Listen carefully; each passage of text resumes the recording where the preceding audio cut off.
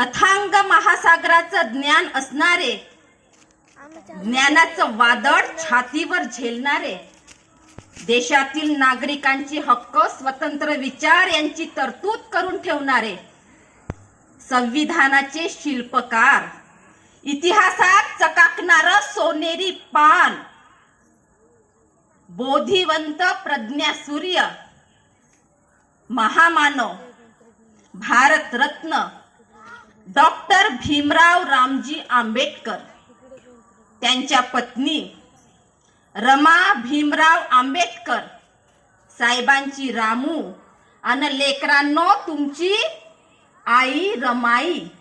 मी रमाई बोलते.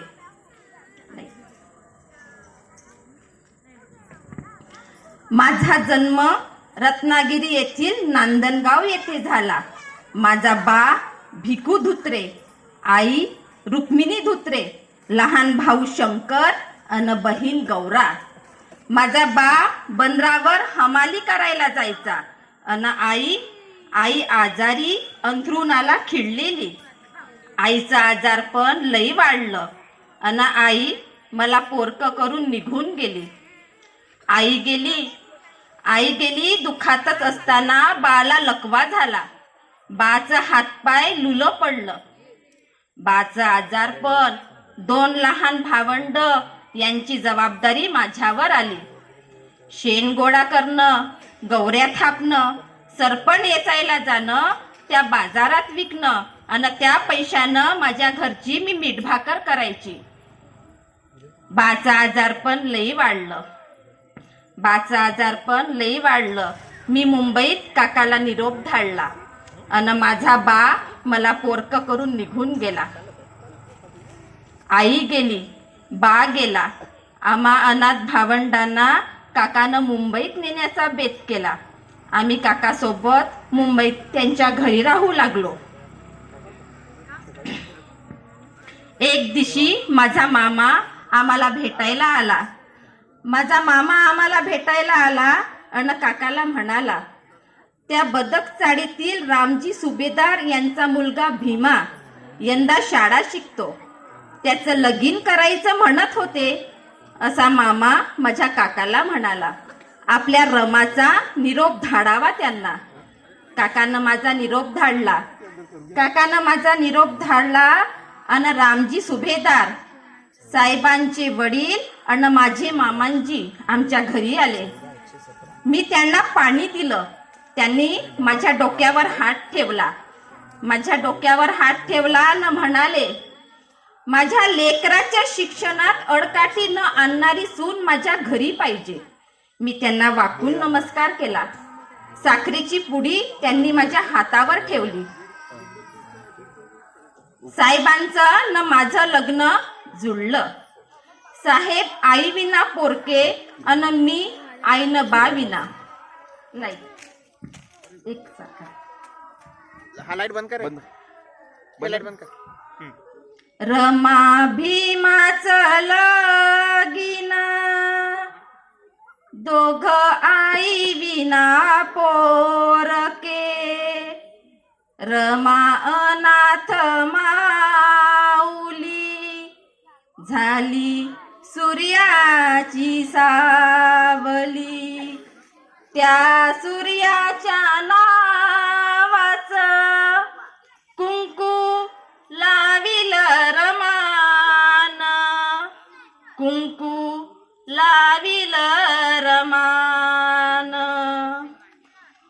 मी साहेबांसोबत बदकचाळीतील घरात राहायला लागले. त्यांच्यासोबत नांदू लागले. साहेब आता कॉलेजात जात. एकदा साहेब कॉलेजातनं घरी आले आणि मला म्हणाले, रामू तुला शिकायला पाहिजे. मी म्हणाले, साहेब तुम्ही एवढं शिकताय ते काही कमी आहे होय आणि मला बी शिकवेता. तेव्हा साहेब म्हणाले, रामू माझे पूज्य गुरु ज्योतिबा फुले यांनी नाही का सावित्रीमाईला शिकवलं? त्या शिकल्या, त्या पहिल्या शिक्षिका न मुख्याध्यापिका झाल्या.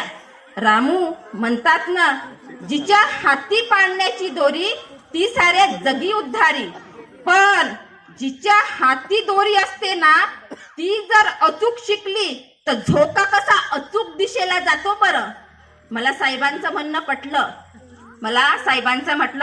म्हणणं पटलं. मी साहेबांना म्हणाले, तुम्ही शिकवत असाल तर मी नक्की शिकेल.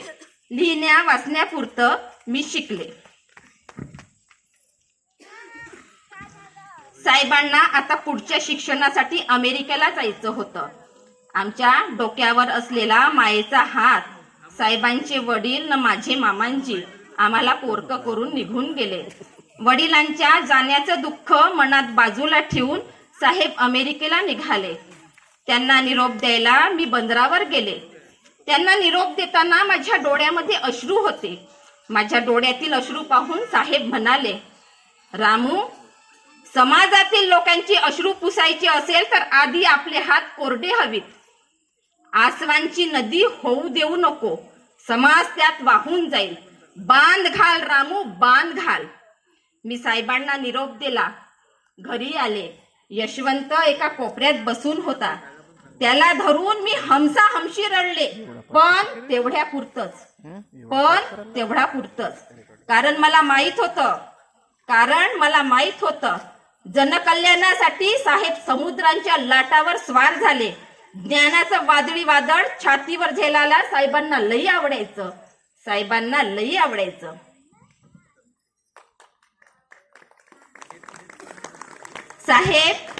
साहेब आता अमेरिकेवरून परत आले. ते मुंबईत प्राध्यापक म्हणून नोकरी करीत होते. साहेबांना पगार होता 450 रुपये. पण ते फक्त मला 100 रुपये घर खर्च करायला द्यायचे. त्या 100 रुपयामध्ये घरात खायला, औषध पाणी, साहेबांची पुस्तक, अडूक मडूक खर्च. माझा जीव लई मेटकुटीला यायचा. माझी लई दमछाक व्हायची. 2 आग पेट्या महिनाभर पुरवायच्या. तिसरी आणायची नाही. साहेबांना माझ्या मनातलं हे हेरलं आणि साहेब मला म्हणाले, रामू, अर्धी भाकर ही पोटाला पुरेशी आहे. अर्ध्या भाकरीने माणसाची भूक शांत होते. पण शिक्षणाची भूक ही विझू द्यायची नसते. शिक्षणाची भूक ही पेटतच असली पाहिजे. रामू, ही आपली आजची अर्धी भाकर भविष्यात आपल्या समाजातील लेकराची शिदोरी होईल. मला लंडनला जायचं आहे बॅरिस्टर व्हायसाठी. साहेब लंडनला जायची तयारी करीत होते. त्या बंद खोलीमध्ये पुस्तक आणि साहेब आणि पुस्तक. तिथे तिसऱ्याला थारा नाही. मी जेवण घेऊन जायचे. काय बाई, ते थोडं जेवायचे, ते ताट परत पाठवायचे. मला साहेबांची काळजी वाटायची. पण मी चिडचिड केली नाही. मी त्रागा केला नाही. आणि मी त्यांच्या शिक्षणात आडकाठी आणली नाही. कारण मला कळलं होतं वादळाच्या पायाला संसाररूपी वेळीत जखडून ठेवणे व्यर्थ आहे. त्याला त्याचे स्वतंत्र अस्तित्व आहे. उद्याच्या महासूर्याला मी माझ्या इवल्याच्या हाताने झाकण्याचा प्रयत्न करत होते. पण तो महासूर्य उद्या माझ्याच दारात उगवणार होता. मग त्या सूर्याची सावली व्हावं.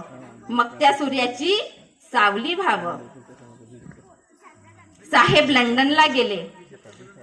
लंडनला गेले ना माझ्या काळजाचा कोपरा करपला. गरिबी दोन्ही हात पसरून माझ्या दारासमोरच उभी होती. तेल आहे तर मीठ नाही, मीठ आहे तर तिखट नाही, भाजी आहे तर भाकरी नाही, भाकरी आहे तर भाजी नाही. माहेरची गरिबी मी सोसूनच होते. मी शेणगोळा करायची, त्याच्या गौऱ्या करायची, मी सरपण याचायची. बॅरिस्टरची बायको शेणगोळा करते असं मला चिडवू नये ना साहेबांना हिनवू नये म्हणून मी भल्या पहाटे शेण आणायची, त्याच्या गौऱ्या थापायची. दुसऱ्या दिवशी भल्या पहाटे मी विकायची. मी कष्ट करायला लाजत नव्हते. मला कष्ट करायची लाज नव्हती. माझं काडीच चिरायचं ते लोकांच्या बोलण्याने. आया बाया मला म्हणायच्या, हिचा नवरा म्हणे नोकरी सोडून बॅरिस्टर व्हायला लंडनला गेलाय. हिच्या अंगावर धड लुगडं नाही, अंगावर फुटका मनी नाही ना हिला खायला धड अन्न नाही. काय मेलं असं शिक्षण, कोणत्या कामाचं असं शिक्षण. माझा जीव रडकुंडीला यायचा.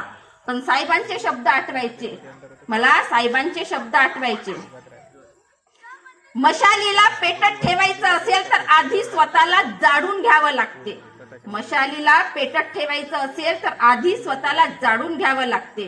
त्या पेटलेल्या मशालीच्या प्रकाशाने उजळणारे आपल्या समाजातील जे लेकरांचे चेहरे आहेत ना, ते तर सोन्याहूनही पिवळे.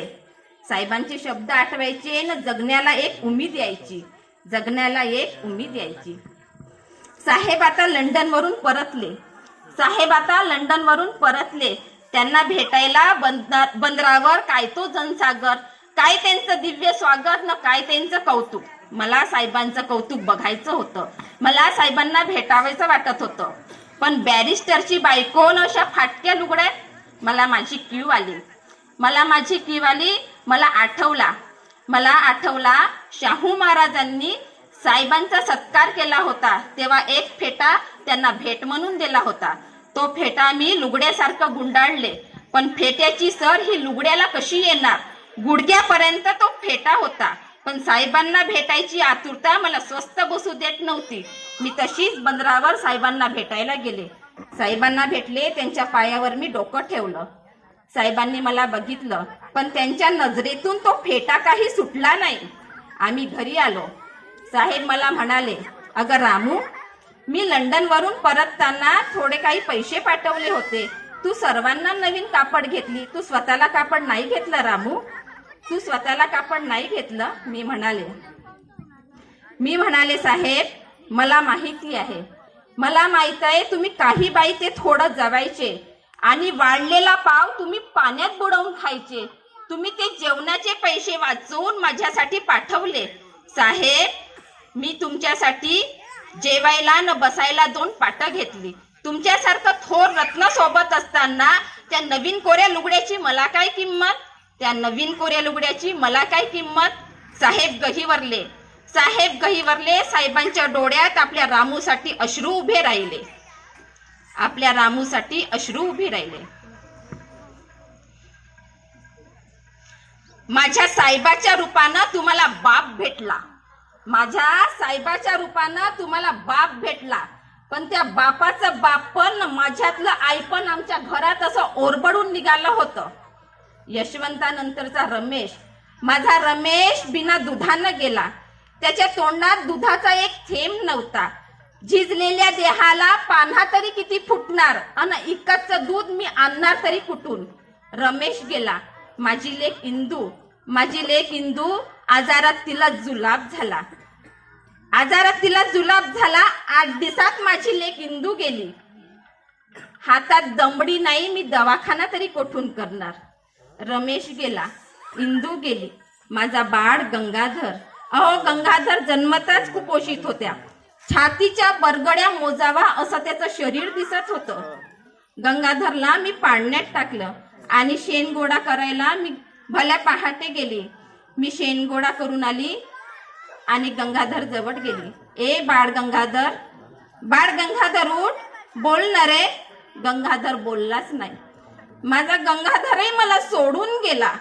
रमेश गेला, इंदू गेली, गंगाधर गेला. ह्या 3 लेकरांना मी माझ्या घरातील अंगणामध्ये मी मुठमाती दिली. मी याची झड साहेबांना लागू दिली नाही. मी साहेबांना माझ्या दुःखाची झड लागू दिली नाही. मी माझ्या डोळ्यातील अश्रू मी डोळ्यातच आटवले. त्याच्यानंतर आम्हाला राजरतन झाला. राजरतनला निमोनिया झाला. साहेब कोर्टात होते. राजरतनची प्रकृती लई खराब झाली. मी साहेबांना निरोप पाठवला. साहेब आले. राजरतनला आपल्या मांडीवर घेतलं. राजरतन साहेबांच्या मांडीवरच गेला. रमेश गेला, इंदू गेली, बाळ गंगाधर गेला, माझा राजरतन गेला. नियतीने माझ्या काळजाचे लचकेच तोडले होते जणू. माझा आई पण असं ओरबडून काढलं होतं. पाळण्याला चिकटलेली माझ्या लेकराची फोटो आमच्या गरिबीची न दारिद्र्याची साक्ष देत होते.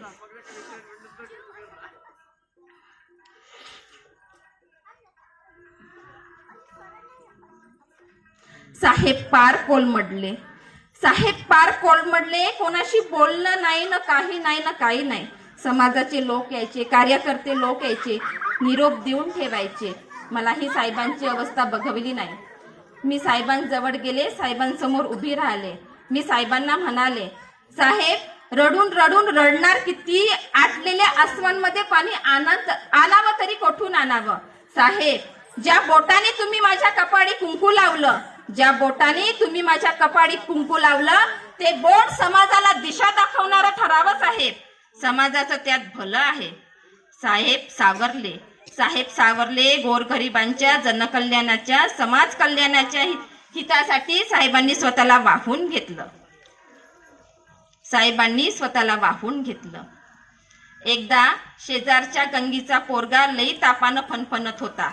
मी त्याला घरी घेऊन आले. साहेबांना म्हटले, साहेब याला ताप आला हे बघा थोडं. साहेब म्हणाले, रामू मी काय करू शकतो? अहो तुम्ही डॉक्टर आहात ना, तुम्हाला डॉक्टर म्हणतात ना, याला बघा थोडस. साहेब म्हणाले, अगं रामू, माणसाला अज्ञानाची न गुलामीची जी कीड लागली आहे ती दूर करण्याचा मी डॉक्टर आहो. मी पुस्तकांचा डॉक्टर आहो. डोक्यात असलेल्या मेंदूला धार देऊन माणसाला आत्मसन्मानाने माणसासारखं कसं जगता येईल हे बघणारा मी डॉक्टर आहो. याला म्हणावं दवाखान्यात घेऊन जा, तिथले डॉक्टर याच्यावर उपचार करतील. तेव्हा मला हे डॉक्टर आणि ते डॉक्टर, ह्या डॉक्टर मधला फरक कळला.